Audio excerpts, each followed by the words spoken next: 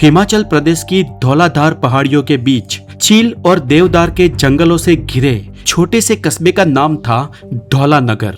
यहाँ नीचे एक घाटी में बादलों की परछाइयां घूमती रहती थी और ऊपर पहाड़ों की चोटियां सूरज ढलते ही नीली पड़ जाती थी और रात होते ही ऐसा लगता था मानो ये पूरा टाउन, पूरा कस्बा किसी रहस्य के आगोश में समा गया हो।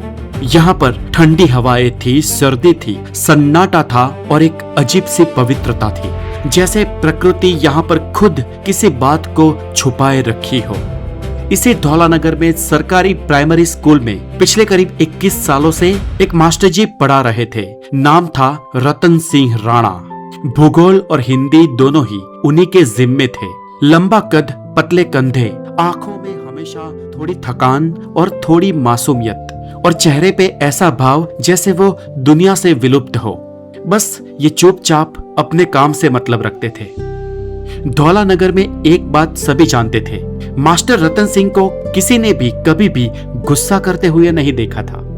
सच तो ये था कि लोग ये भी तय नहीं कर पाते थे कि अगर ये गुस्सा करेंगे तो कैसा लगेगा, क्या होगा, क्या वे चिल्लाएंगे, डांटेंगे या चुपचाप स्कूल छोड़ देंगे। कोई नहीं जानता था, क्योंकि मास्टर जी को कभी भी किसी ने भी गुस्से में देखा ही नहीं था।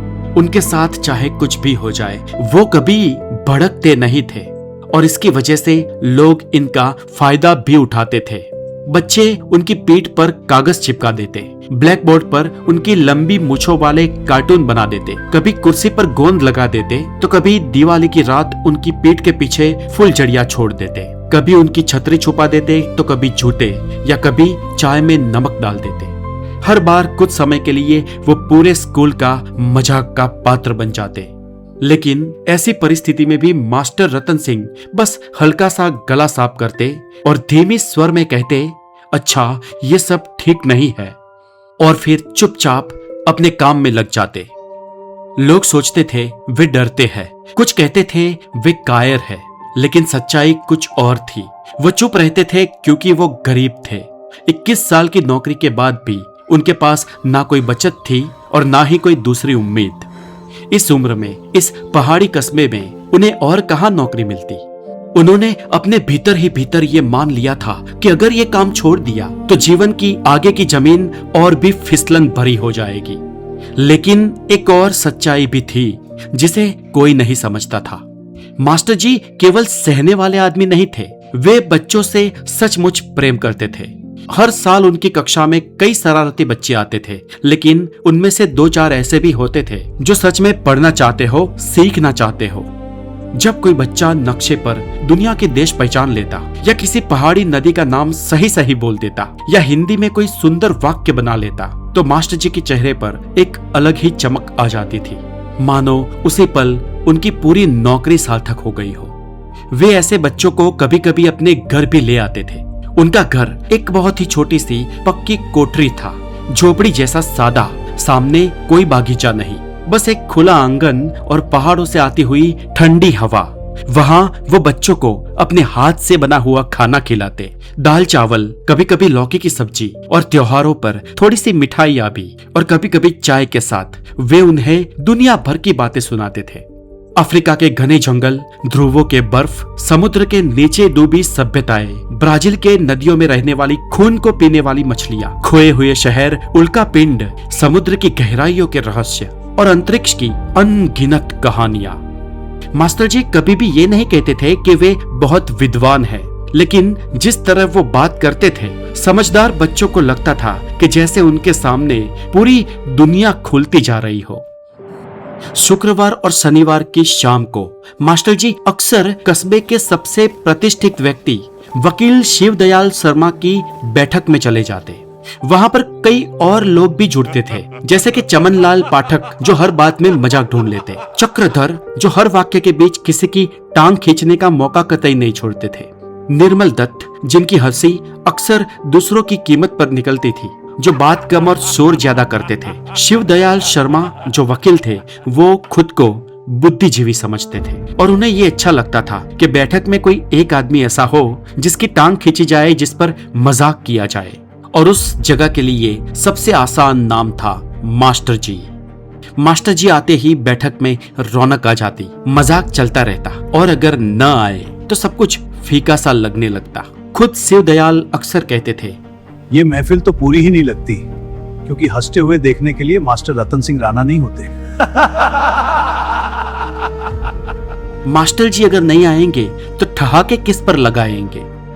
मास्टर जी ये सब सुनकर भी अच्छी मुस्कान दे देते थे, लेकिन अंदर कहीं एक बोझ सा, एक पत्थर सा पड़ा रहता था, खासकर तब जब उनकी गरीबी पर, उनके सीधेपन पर और उनकी चुप्पी पर हंसा जाता था, मजाक उड़ाया जाता था। एक दिन इस गांव में आकाश में से कोई अजीब रोशनी दिखी थी और उसी शाम बैठक में चर्चा हो रही थी कि एक रात पहले इस कस्बे के अंदर उत्तर दिशा में पहाड़ी के पार आसमान में एक चमकीली चलती हुई और बिंदु जैसी चीज देखी गई थी। पहले भी एक बार ऐसी ही कोई चीज दिखी थी और अखबारों में तब उसे सैटेलाइट बताया गया था, लेकिन सैटेलाइट की रोशनी तो अलग होती है। लोग ठीक ठीक समझ नहीं पाए थे। कोई बोला रॉकेट है, कोई बोला तारा टूट गया, कोई बोला ये सब अंग्रेजों की चाल है, तो कोई बोला नई साइंस और टेक्नोलॉजी की बात है। अरे लेकिन वो रोशनी बिल्कुल अजीब थी यार। रॉकेट था, रॉकेट, स्पुतनिक जैसा कुछ होगा। फॉलिंग स्टार था बस। तुम लोग साइंस को इतना रोमांटिसाइज करते हो। अरे चुप हो जाओ सब, तो कोई नहीं। और इस पर जब मास्टर जी से पूछा गया तो मास्टर जी ने कहा कि हो सकता है कि ये कोई दूसरे ग्रह का यंत्र हो। मास्टर रतन सिंह, इस पर आपकी बुद्धि क्या कहती है, जरा हमें भी तो बताइए। वो एलियन हो सकते हैं, दूसरे ग्रह के जीव। मास्टर जी के इतने कहने से ही कमरे में एकदम पिन ड्रॉप साइलेंट शांति छा गई और उसके कुछ ही सेकंड बाद सब लोग ठर्राके से हंसने लगे। चमनलाल पाठक ने हंसी रोकते हुए कहा, दूसरे ग्रह का, और वो भी धौलानगर में। मास्टर जी बोले, हाँ। तब चक्रधर ने हंसते हुए कहा, यहाँ तो बस बर्फ ही गिरती है, आलू उगते हैं और मास्टर जी जैसे लोग चुप रहते हैं। दूसरे ग्रह वाले भी कहाँ इतने पागल हैं जो यहाँ पर आएंगे। वकील शर्मा ने चाय का प्याला नीचे रखा और भारी आवाज में बोले, मेरा तो मानना है कि अगर किसी और दुनिया से कोई आया भी तो हमारी दुनिया में बड़े शहरों में आएगा, जैसे कि दिल्ली, शिमला, लंदन, न्यूयॉर्क या पेरिस जैसे शहर में। और हल्का रुकते हुए कहा, यह धौलानगर कौन सा ब्रह्मांड का केंद्र है। कुछ लोग फिर से ठर्रा के लगाकर हंसने लगे। किसी ने कहा कि अगर कोई स्पेसमैन यहाँ पर आता है तो सबसे पहले मास्टर जी को उठाकर ले जाएगा। आदमी देखने लायक तो है। ये सुनकर मास्टर जी चुप बैठे रहे, लेकिन इस बार उनके भीतर कोई अजीब हलचल हुई। उन्हें लगा, क्या सच में दूसरे ग्रह से कोई आ सकता है? क्या विज्ञान इतना दूर जा चुका है कि पृथ्वी के बाहर भी जीव होंगे? मास्टर रतन सिंह जी भूगोल के टीचर थे, इसलिए उन्हें पता था कि दुनिया गांव, कस्बे, खेत, नदी और पहाड़ों तक सीमित नहीं है। दुनिया का विस्तार बहुत ही बड़ा है, इसलिए ये मान लेना इतना मुश्किल नहीं था कि कहीं और भी जीवन हो सकता है। उस शाम मास्टर जी जल्दी घर लौट गए और उनके घर का रास्ता एक छोटे से जंगल और एक पहाड़ी से होकर गुजरता था। गांव के लोग उसे छोटा रास्ता कहते थे, लेकिन सर्दियों में यह थोड़ा डरावना लगता था। यहाँ पर देवदार के लंबे पेड़, सूखे पत्तों की परत, कहीं कहीं खड़ी ढलान और ऊपर तारों से भरा आसमान। उस रात हवा अजीब चल रही थी। आमतौर पर रात को जब मास्टर जी यहाँ से चलते थे तो जुगनू सदा उनकी शांति को तोड़ते थे, लेकिन आज तो वो भी चुप थे, मानो जैसे जंगल ने भी कोई समाचार सुन लिए हो। इतने में मास्टर जी आगे चलते चलते एक दृश्य देखकर रुक गए। दूर उन्हें झील जैसी एक छोटी सी आभा दिखाई दी। लगा कोई आग जैसी रोशनी है, लेकिन यह स्थिर थी, उसमें आग की लपटें नहीं थी। वो रोशनी किसी जीवित चीज की तरह धड़क रही थी और ये देखकर वो सावधानी से आगे बढ़े। जैसे जैसे वो आगे बढ़े उनकी आंखें फैलती गई। वहां पर कांच के उल्टे कटोरे जैसी एक चीज पड़ी थी। उसका रंग थोड़ा पारदर्शक टाइप था, लेकिन भीतर से गुलाबी, नरम और झिलमिल सी। ये देख मास्टर जी का दिल तेजी से धड़क रहा था और उन्होंने वहां से वापस लौटने की सोची, लेकिन जैसे ही वो वापस लौटे उनका शरीर स्तब्ध हो गया। वो हिल नहीं पा रहे थे। मास्टर जी की कपकपाहट भी मानो रुक सी गई और पूरा जंगल शांत हो गया। और तभी एक आवाज सी सुनाई दी, पहले कुछ अजीब भाषा में, फिर अंग्रेजी में और उसके बाद स्पष्ट हिंदी में, नमस्कार। मास्टर जी घबराकर इधर उधर देखने लगे, लेकिन कोई नहीं था। फिर उसी कटोरे जैसी चीज का एक हिस्सा यानी कि उसका दरवाजा खुला और भीतर से एक जीव निकला और उसे देखकर किसी के भी होश उड़ सकते थे।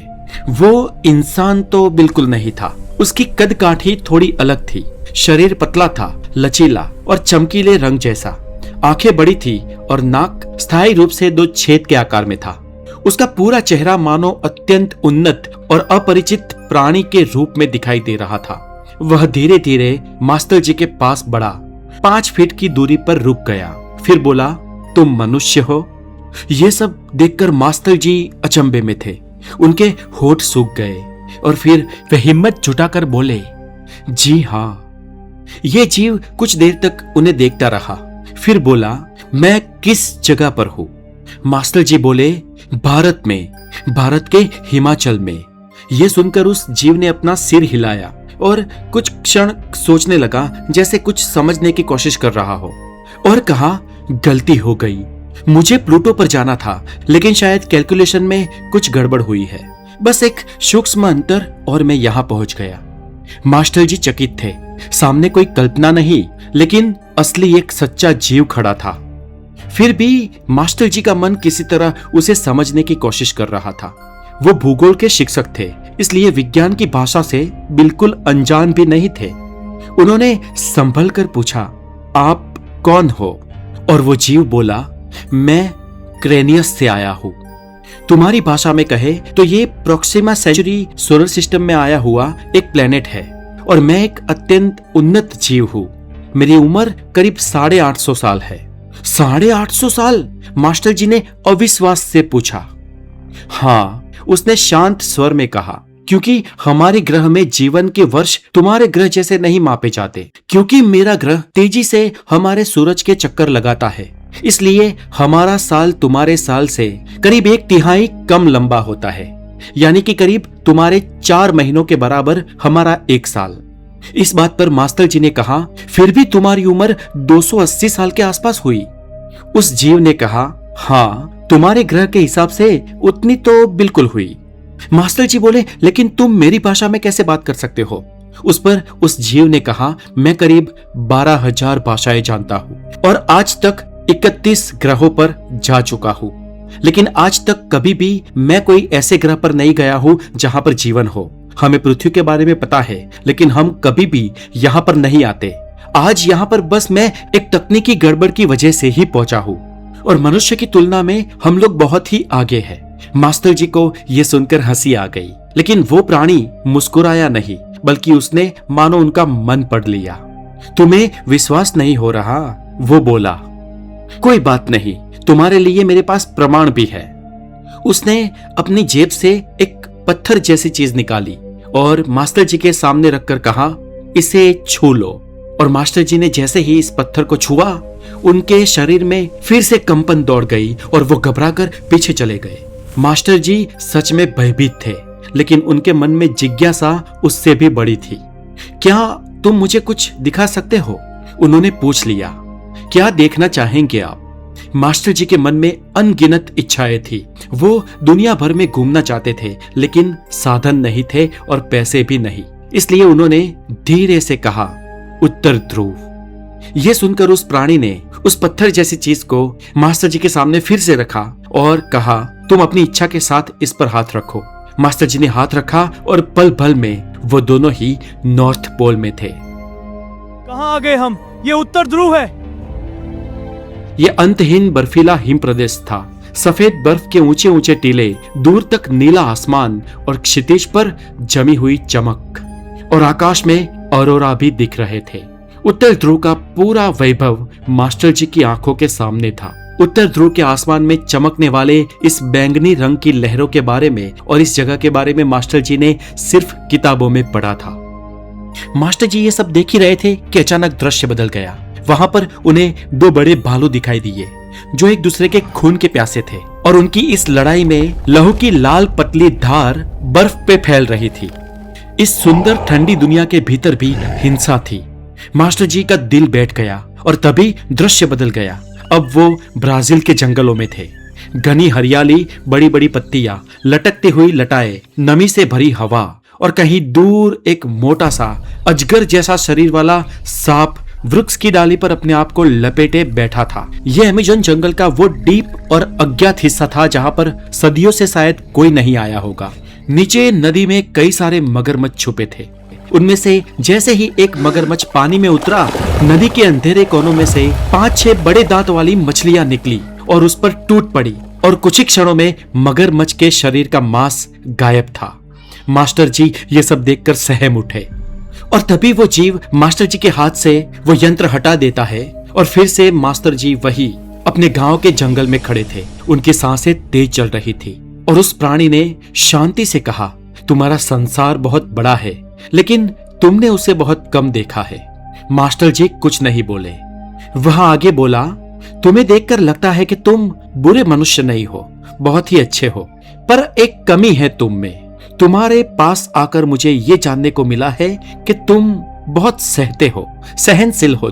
तुम्हारे जीवन में तुमने शायद ही कभी अन्याय का विरोध किया हो।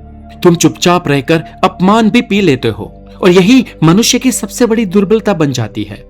और जो अन्याय का उत्तर नहीं देता वो मनुष्य धीरे धीरे अपने ही भीतर की गरिमा को खो देता है। यह सुनकर मास्टर जी के भीतर मानो उनके दिल की गहराइयों में कोई चोट लगी। वे जानते थे कि यह बात सच है। पूरी जिंदगी उन्होंने अपमान सहा है, मजाक सहा है, गरीबी सही है और सहते सहते ये तक भूल चुके हैं कि इंसान होने का मतलब केवल झेलना नहीं होता है। वो प्राणी कुछ और नहीं बोला। उसने बस इतना कहा कि मुझे जाना होगा, मेरा समय बहुत सीमित है और तुम्हारे लिए भी ये अनुभव काफी है। मास्टर जी ने एकदम से पूछा, तुम्हारा नाम क्या है? क्रेनियस का निवासी, उसने कहा, लेकिन तुम अपनी भाषा में कहना चाहो तो मुझे एंग कह सकते हो। एंग, मास्टर जी धीरे से बोले और उसके बाद एंग उस यंत्र के अंदर चला गया और कुछ ही क्षणों में सब कुछ गायब हो गया। केवल पहाड़ी रात बची। झिंगुरों की आवाज भी वापस लौट गई और दूर कहीं कुत्तों के भौंकने की ध्वनि भी गूंजने लगी। मास्टर जी कुछ देर वहीं खड़े रहे। वो कांप रहे थे। उनके जीवन में यह सबसे बड़ा अनुभव था, लेकिन फिर भी यह किसी को कहने लायक तो नहीं था।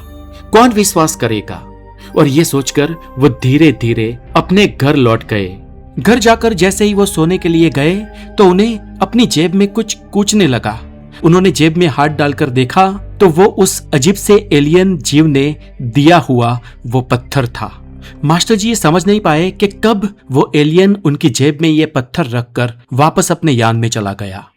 कुछ देर बाद मास्टर जी ने अपनी दबी हुई भावनाओं के साथ इस पत्थर को छुआ और उसके बाद एक चमत्कार हो गया।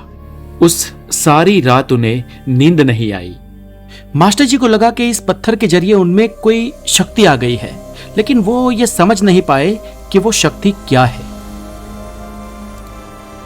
और इसके बाद अगले दिन धौला नगर में मास्टर जी उस चंडाल चौकड़ी के साथ फिर से बैठक में गए और उसके बाद क्या हुआ ये हम अपने आने वाले अगले वीडियो में जानेंगे, इस कहानी के दूसरे पार्ट में। तब तक बने रहे द नॉलेज के साथ। Wonderful day, take care.